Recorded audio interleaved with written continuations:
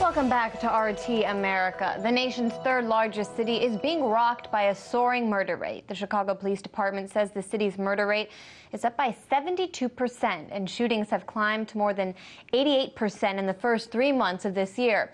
The police department is blaming street gangs, but investigative journalists are blaming the city. Here's RT's Ashlee Banks with more. In the city of Chicago, murder rates are high and continue to climb, according to the Chicago Police Department. This year, the city has seen a total of 141 murders compared to 82 murders last year. There have been 677 shootings in the city this year compared to 359 in 2015. And there have been 677 shooting victims in the city compared to 411 victims last year. Mayor Rahm Emanuel stated, "We have a level of shootings and gun violence that's unacceptable and must come to an end.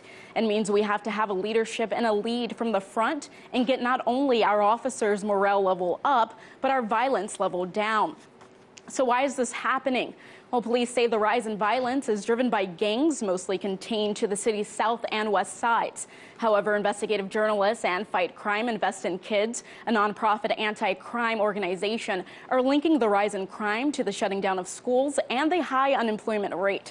The Chicago Tribune reported that nearly half of young black men in Chicago are out of school or out of work. Since 2013, Mayor Rahm Emanuel has closed down more than 50 schools in Chicago in low-income areas heavily populated by blacks.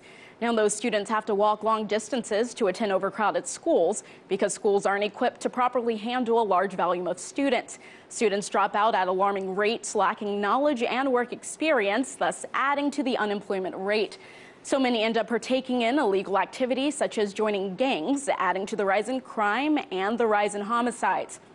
Newly appointed Interim Superintendent Eddie Johnson says the coming weeks and months, "I plan on meeting with and listening to a range of Chicago residents, from activists and elected officials to ministers and parents, to find ways that we can come together to build mutual trust and lasting partnerships that will make our streets safer for everyone." But the question still remains, how long will it be before the streets of Chicago are safe? In Washington, Ashlee Banks, RT.